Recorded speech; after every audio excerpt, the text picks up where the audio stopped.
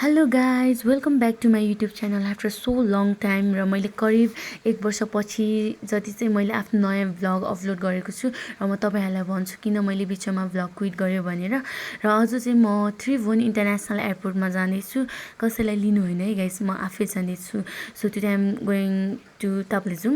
र म चाहिँ अझ ताप्लेजुङ जाँदैछु त्यसले म चाहिँ बिहान चिटिक्क परेर एयरपोर्ट आइपुगेँ होइन अनि त्यसपछि विभिन्न खालको सेक्युरिटी चेकहरू गरेर चाहिँ म आफ्नो बोर्डिङ पास लिनुलाई चाहिँ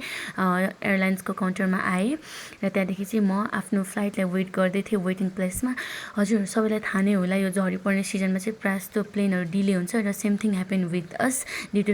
हेभी रेनफल इन काठमाडौँ र केही समयपछि चाहिँ हामीलाई लिनुलाई चाहिँ एयरलाइन्सको गाडी आयो अनि त्यहाँदेखि चाहिँ हामी सबैजना बिस्तारै बिस्तारै गाडीमा चढ्यौँ र त्यहाँदेखि गाडी पनि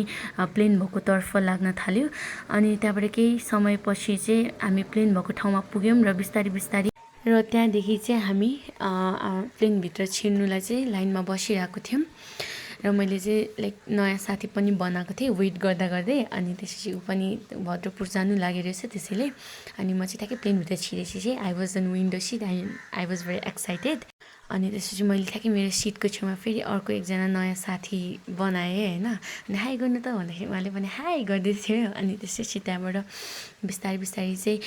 एकदम काठमाडौँको रमाइलो भ्यूहरू इन्जोय गर्दा चाहिँ हामी चाहिँ भरतपुरतिर लाग्यौँ र लाइक अबोभ द क्लाउड्स पनि उड्दाखेरि चाहिँ एकदमै रमाइलो लाग्यो किनभने त्यहाँको त्यो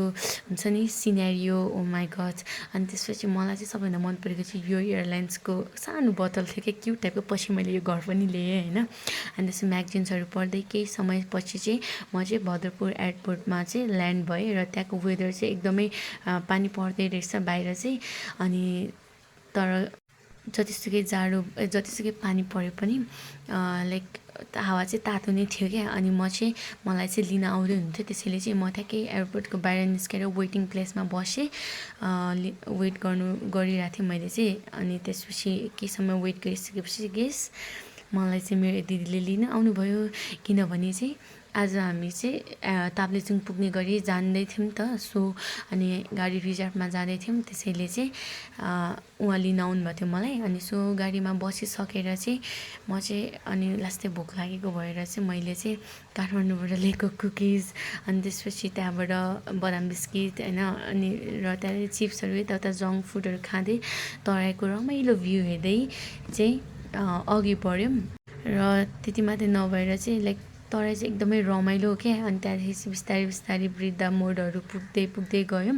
अनि म तपाईँहरूलाई भन्न चाहन्छु किन बिचमा चाहिँ मैले आफ्नो ब्लगिङ क्विट गरेँ किनभने चाहिँ बिकज अफ माई एजुकेसनल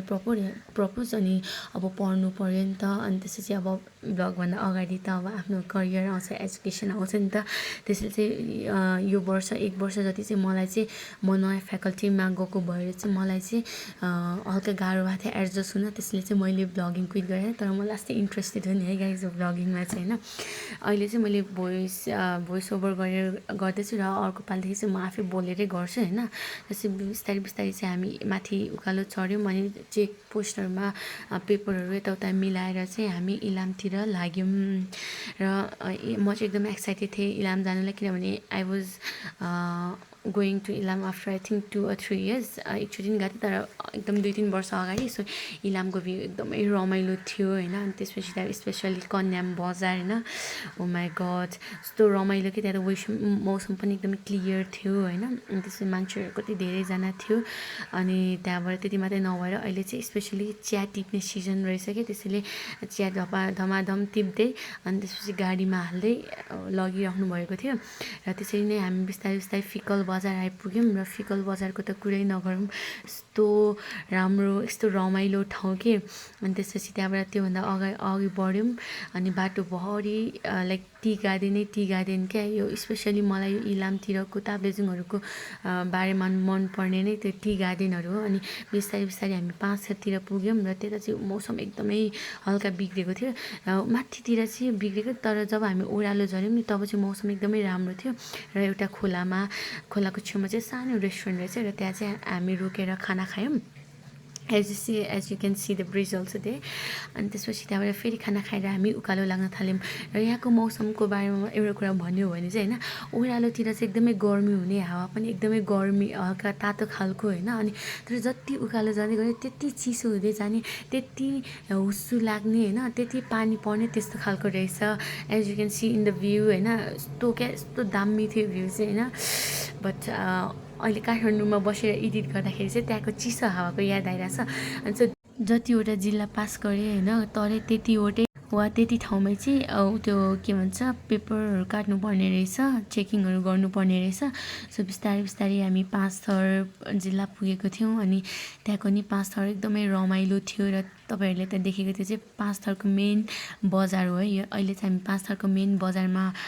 पुगेको छौँ र यसको नाम चाहिँ फिक्कल रहेछ। र त्यसरी नै बिस्तारै बिस्तारै उकालो ओह्रालो र त्यहाँको पाहाडको ग्रिनेरीहरू इन्जोय गर्दै, खोला नालाहरू झन् आफ्टर लङ टाइम चाहिँ भ्याकेसनमा आएको थियौँ। त्यसैले चाहिँ एकदमै मनबाटै पढाइको स्ट्रेसहरू नलिकन फुल्ली मैले चाहिँ आफूलाई इन्जोय गर्नु खोजिरहेको थिएँ। र त्यहाँको लाइफस्टाइलहरू यताउताहरू चाहिँ मैले धेरै नै बुझेँ होइन। अनि त्यसपछि बिस्तारै हामी जति उकालो चढ्नु थाल्यो त्यति नै हुस्सुहरू लागिरहेको थियो होइन। त्यहाँको मौसम चाहिँ एकदमै हल्का हुन्छ नि, फिक्स टाइपको नआइ क्या, जतिखेर जे पनि हुनसक्ने खालको थियो। अनि एकदमै राम्रो रमाइलो सिनेरियोहरू भ्यू गर्दै गर्दै गर्दै गएँ। र बिहान खाना खाएकोदेखि चाहिँ हामीले केही नखाएको भएर चाहिँ हामी एउटा पसलमा छिरेर जङ्क फुड्स खायौँ। अनि त्यसपछि त्यहाँदेखि बिस्तारै अझ चाहिँ हामी जसरी भए पनि ताप्लेजुङ पुग्ने हिसाबले चाहिँ गयौँ। र त्यहाँ हामी फाइनल्ली राति 8 बजेतिर पुग्यौँ। अनि हामी चाहिँ एउटा होटलमा स्टे गऱ्यौँ। र हामी चाहिँ भोलि बिहानै पाथिभरा मन्दिर जानु लागेको थियो, त्यसैले एकदमै एक्साइटेड थियौँ। र हामीले खानासाना खायौँ र दिनभरिको थकान मेट्नुलाई चाहिँ अनि त्यहाँबाट एकछिन रमाइलो गरेर चाहिँ हामी आफ्नो बेडतिर गयौँ। Thank you so much for watching, keep loving.